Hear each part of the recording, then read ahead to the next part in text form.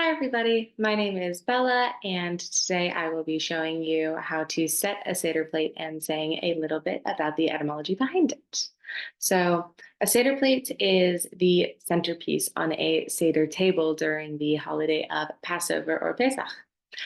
The Seder table or the Seder itself is Hebrew for the telling, where we tell the story of Exodus, which is what the entire holiday revolves around, or the story of the ancient Israelites being enslaved by Egypt and Moses coming down, being told by a burning bush to come and set them free. So the entire Seder revolves around the Seder plate and kind of vice versa. I'll explain more as we go. So, this is a Seder plate. This is the one that has been in my family for, oh gosh, generations now. I'm not honestly sure how old it is, but there's spots for each thing on the Seder plate, and each of them represent a different part of the Seder or a different part of the story. So, we'll start with Betza or egg. An egg represents renewal and spring, which is what the season that Passover is in, and the renewal that the Israelites felt as they made their way to the promised land. The next one is karpas, or green vegetable. We in my family use parsley. People use a whole manner of things, potato radish, and you dip it into salt water to remind us of the tears of the Israelites when they're enslaved, because it's not dramatic at all.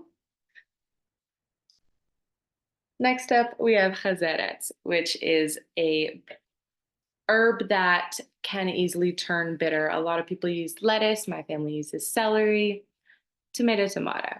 The point is to remember our loyalty and appreciation for things as kind of a result of the Egyptians and their initial welcoming and caring for the Israelites, which quickly turned into a fear and hatred and led to enslavement.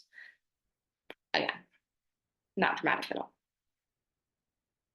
The next one up is Choroset. Choroset is a reminder of the mortar that the Israelites used to build the Egyptian palaces and the pharaohs' statues. Sorry, word went out of my brain. The Choroset represents the maror. It is made of apples, walnuts, and manischewitz, which is a very sweet Jewish wine. You mix it together and let it sit. Usually overnight is when it's best. It's delicious. And at some point in the Seder, you make a little sandwich with matzah and one of the things coming up, the maror, and then charoset and another piece of matzah. It's called Hillel's sandwich, and it reminds us of Hillel's golden rule. All right, that was charoset. Next up, we have tzroa, which is the roasted lamb or shank bone. A lamb's blood was used on the outside of the doorways for the Israelites' home to avoid the angel of death during the 10th plague, which was death of a firstborn.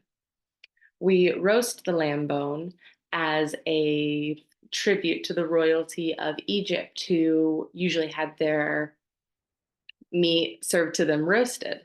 So it's meant almost as an allusion to the movement of the Israelites as slaves to the holy nation of Israel, and to remind us that we are children of the king, the big man upstairs. Next one up is maror, which is bitter herb. So we eat bitter herbs, usually horseradish, to remind us of the bitter lives of the slaves. And that brings us to the end of my how to set a Seder plate and a little bit about the background. Just a quick little recap to go through it once again, because there's a lot of storytelling in between each one.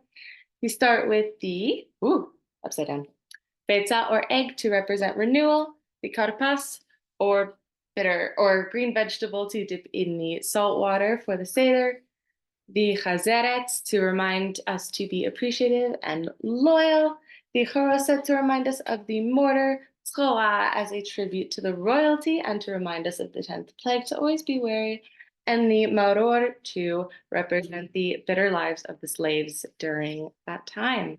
Thank you so much for listening, and Chag Pesach Sameach.